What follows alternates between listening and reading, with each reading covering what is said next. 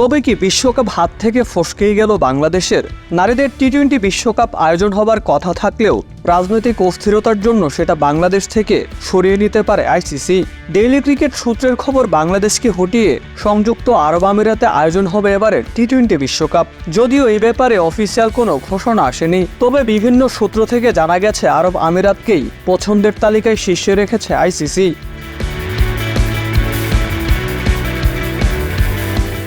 কয়েকটা ক্রিকেট বোর্ডের প্রতিনিধিরা কারণ হিসেবে উল্লেখ করেছেন ট্রাভেল রেস্ট্রিকশনকে। এইদিকে ভারত আগেই জানিয়ে দিয়েছে তারা টি-20 বিশ্বকাপ আয়োজন করতে পারবে না। আওয়ামী সরকারের পতনের পর থেকেই বিসিবিতে শুরু হয় রাজনৈতিক স্লোগান ও মিছিল। স্টেডিয়াম যেন ভাঙচুর বা নাশকতা করতে না পারে, এই জন্য সেনাবাহিনী পাহারাও দিয়েছেন। ছাত্র আন্দোলনে মারা যাওয়া শিক্ষার্থীদের ছবি বা ভিডিও ভয় ধরিয়ে দিয়েছে আইসিসিকেও। এছাড়া স্টেডিয়াম প্রাঙ্গণে রাজনৈতিক অস্থিরতার খবর প্রকাশ হয়েছে বিভিন্ন গণমাধ্যমে।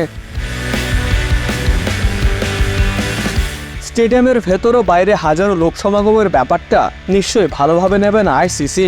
তবে বিসিবি সর্বোচ্চ চেষ্টা চালিয়ে গেলেও যেন কাজের কাজটা হবে না।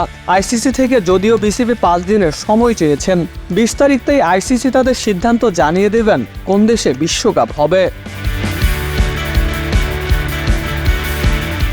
বিসিবি বাংলাদেশি টুর্নামেন্টটি রাখার জন্য প্রতিশ্রুতিবদ্ধ, কিন্তু বোর্ড সভাপতি ও বেশ কয়েকজন বিসিবির কর্মকর্তা আত্মগোপনে রয়েছেন।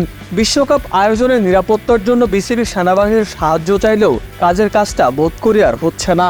যদি তাই হয়, ক্রিকেট বিশ্বে বাংলাদেশের ক্রিকেটের ভাবমূর্তি নষ্ট হবার পাশাপাশি নতুন সরকারের জন্য ব্যাপারটা মোটেও সুখকর হবে না।